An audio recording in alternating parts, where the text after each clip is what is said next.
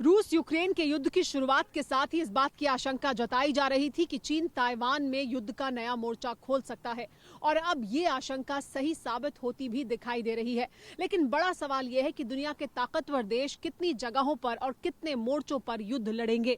ये कहा जा रहा है कि मारियोपोल में केमिकल अटैक किया गया है। ये आरोप लगातार लगाए जा रहे हैं और अमेरिका और ब्रिटेन ने ये साफ कर दिया है कि अगर इस तरह के हथियारों का रूस इस्तेमाल करेगा तो फिर विश्व युद्ध होना तय है। ये रिपोर्ट देखिए।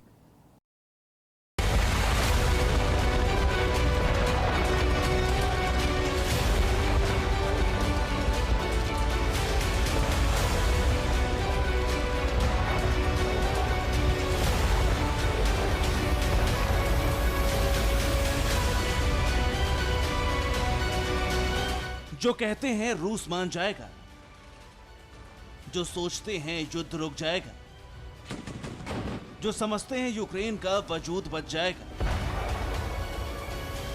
गोलियों की तड़तड़ाहट को सुन ले।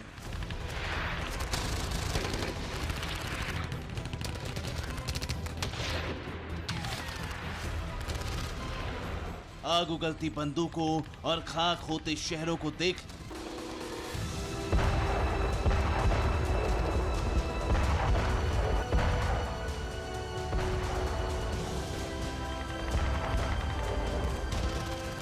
रूसी बारूद से मटियामेट हो चुके मारियोपोल को देख ले, जिसमें अब खंडहरों के सिवाय कुछ नहीं बचा है।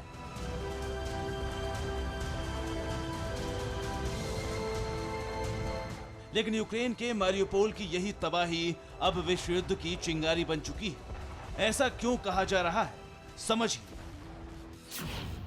यूक्रेन में सबसे ज्यादा तबाही मारियोपोल में हुई है। युद्ध में सबसे ज्यादा लोग मारियोपोल में ही मारे गए। रूसी फौज 45 दिन से लगातार मारियोपोल पर बारूद बरसा रही है। मिसाइलों, टैंकों से लेकर रूस की फौज हर हथियार का इस्तेमाल कर चुकी है। इतना ही नहीं, चेचन्या के जल्लाद और डोनेत्स्क के अलगावादी शहर में कत्लेआम मचा चुके हैं। बावजूद इसके यूक्रेन का यह दक्षिणी शहर अब तक रूस के कब्जे में नहीं आ पाया है। इसीलिए रूस ने मारियोपोल को ही धरती में समाने की तैयारी कर ली। रूस मारियोपोल पर केमिकल अटैक कर सकता है। मारियोपोल पर व्हाइट फास्फोरस बम से भी रूस हमला कर सकता है।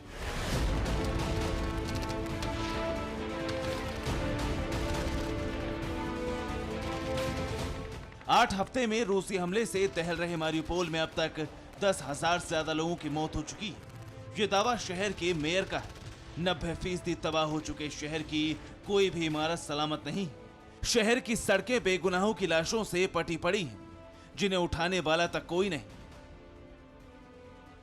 रूस की तरफ से कहा जा रहा है कि मारियोपोल पर केमिकल अटैक किया जाएगा। हम इसे गंभीरता से ले रहे हैं। रूस अगर केमिकल अटैक करता है तो इससे हजारों लोग मारे जाएंगे। पश्चिमी देशों को इसे गंभीरता से लेना होगा।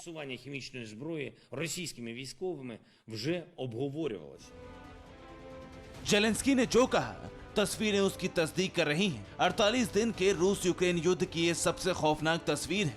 ये उसका सबसे बड़ा प्रमाण है। मारियोपोल की सड़कों पर ये जो शव हैं, ये वो बेगुनाह हैं जो मिसाइल हमले में मारे गए हैं। ये हम नहीं कह रहे, ये दावा यूक्रेन कर रहा है। दावा ये भी है कि मारियोपोल में रूसी हमलों में जान गंवाने वाले लोगों की संख्या बढ़कर 20,000 तक पहुंच सकती है। मारियोपोल यूक्रेन का छोटा सा शहर है। ऐसे में सवाल है, आखिर रूस इस छोटे से शहर को जीतने के लिए पूरी ताकत क्यों लगा रहा है? सबसे पहले इस नक्शे को देखिए। यूक्रेन के इस मैप में आप देख रहे हैं, लुहांस्क और डोनेत्स्क के इलाके को रूस ने स्वतंत्र देश घोषित कर दिया है। इस इलाके पर रूस समर्थक बागियों का कब्जा है।